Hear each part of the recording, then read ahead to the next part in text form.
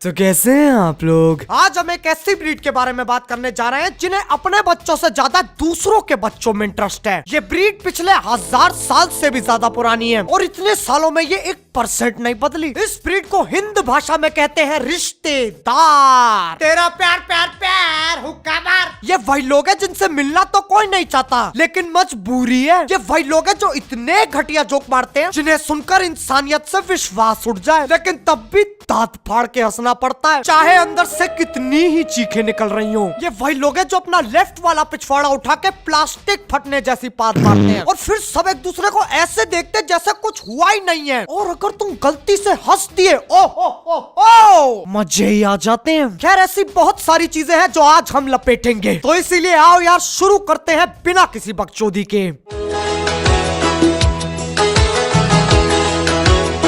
अब इस बुरे अनुभव की शुरुआत होती है जब रिश्तेदार तुम्हारे माँ बाप के साथ बैठे होते हैं और तुम मस्त अपनी ही गुफा में चिल कर रहे हो। इन पंछियों को देख कर हो तेरा तेरा तेरा सुड़सुड़ू, एकदम से आवाज आती है, कमलेश बेटा कमलेश। ये सुनते ही तुम्हारे कान खड़े हो जाते हैं, क्योंकि ये तो स्वयं बाबूजी की आवाज है। तुम उठ के उस जगह जाते हो जहाँ से वो आवाज आ रही है। हाँ जी पापा। बेटा, ये अंकल तुम्हें याद है? याद करो, इनसे तुम कभी नहीं मिले हो।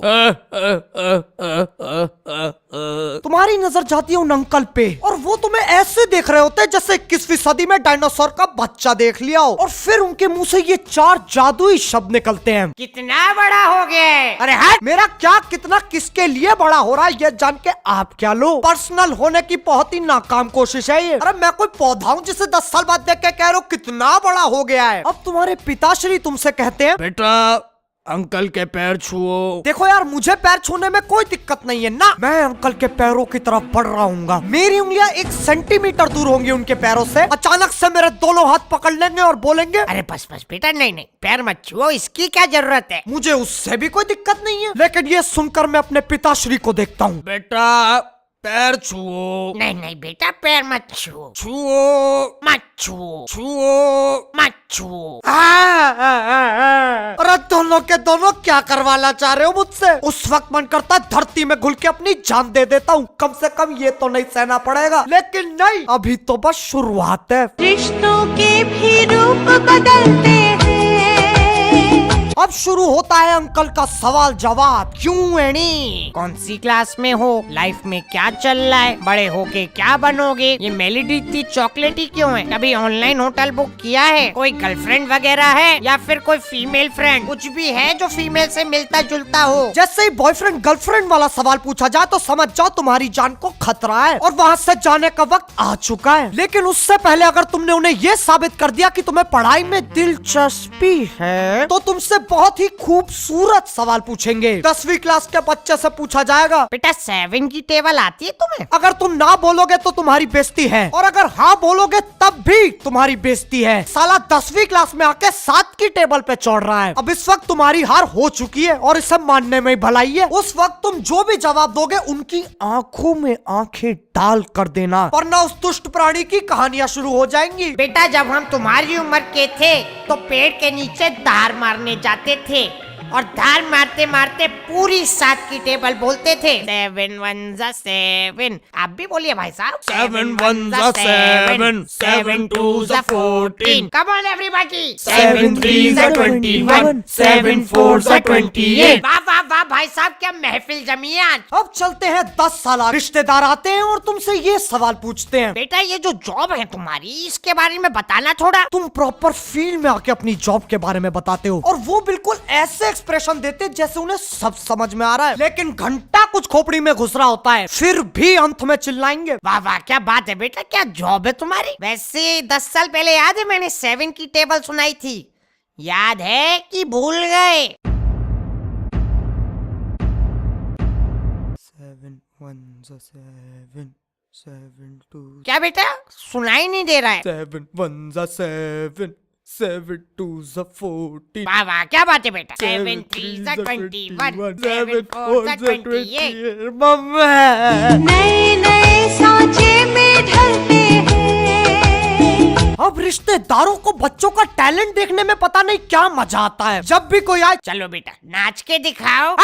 साले कोठे पे आए हो तुम लोग जो तुम्हें नाच के दिखाओ? नहीं, लैप डांस ले लो ना 50 रुपए प्रति घंटा के हिसाब से। उन्हें बस तुम्हारा कार्टून खींचना होता है। शर्म तो कतई बेच खाई होती है इन लोगों ने। अगर तुम्हें गाना गाना आता है तो नाच के दिखाओ, अगर तुम्हें नाचना आता है तो गा के दिखाओ, और अगर दोनों ही नहीं आते तो नाचते हुए गाओ। बहन लेकिन बकचोदी यहाँ खत्म नहीं होती। बुरे से बुरे, अजीब से गरीब टैलेंट देखने इन लोगों को। तुम कराटे सीखते हो, ये लो तकिया शुरू करो। अपने पैर हेलीकॉप्टर की तरह घुमा सकते हो, घुमाओ घुमाओ। तुम भगते बहुत तेज हो बेटे, 10 तक गिन रहा हूँ, गली का एक चक्कर लगा के आओ।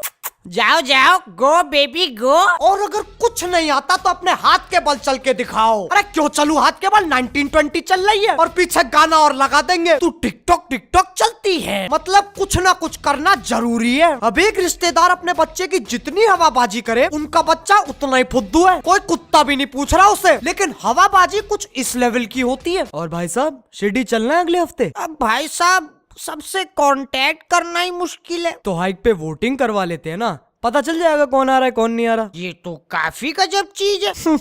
अच्छा, गजब से याद आया, आपका बेटा नहीं दिख रहा। अजी वो तो चांद पे गया। कैसी बातें कर रहे हैं भाई साहब? नहीं नहीं जी, एस्ट्रोनॉट बन चुका है ना वो, तो भेजा है नासा वालों ने चांद पे। अच्छा अच्छा। पापा उन नुक्कड़ नाटक वालों ने फिर निकाल दिया। पापा नवाज बनना, कुछ करो ना। तू यहाँ क्या कर रहा है? चल वापस जा चांद पे। नए खिलाड़ी खेले खेलेंगे।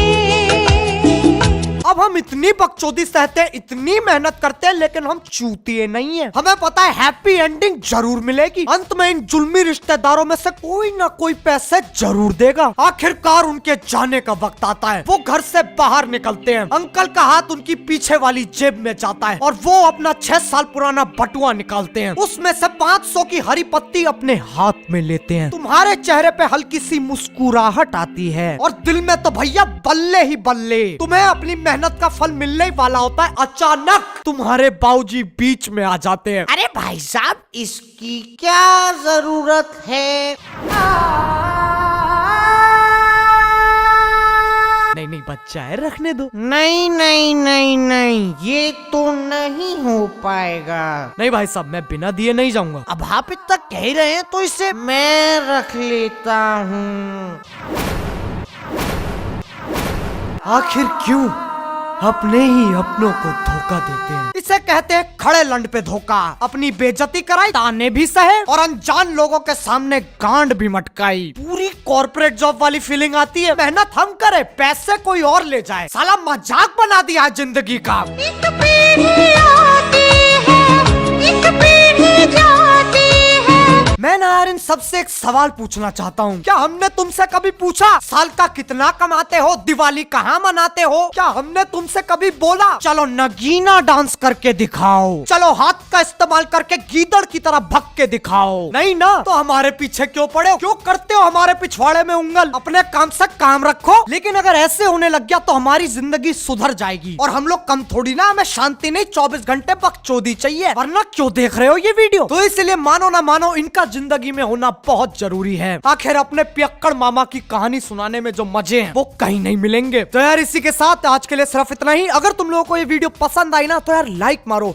एम करते हैं 50 करोड़ लाइक्स के लिए। मुझे पता है यार कोई बड़ी बात नहीं है, कर दो यार जल्दी। अब अगर तुम लोग नए हो तो यार सब्सक्राइब करो। वो जो लाल वाला बटन है उसके साथ हाथ के बल चलो या फिर सर के बल हेलीकॉप्टर घुमाओ, मुझे नहीं पता, बस क्लिक हो जाना चाहिए। अब मैं भी जा रहा हूँ, घर में मेहमान आए हैं और मुझे 7 की टेबल याद करनी है। बाय। मोहित, अंकल को अपनी पीठ की हड्डी दिखाइयो। क्योंकि सास भी कभी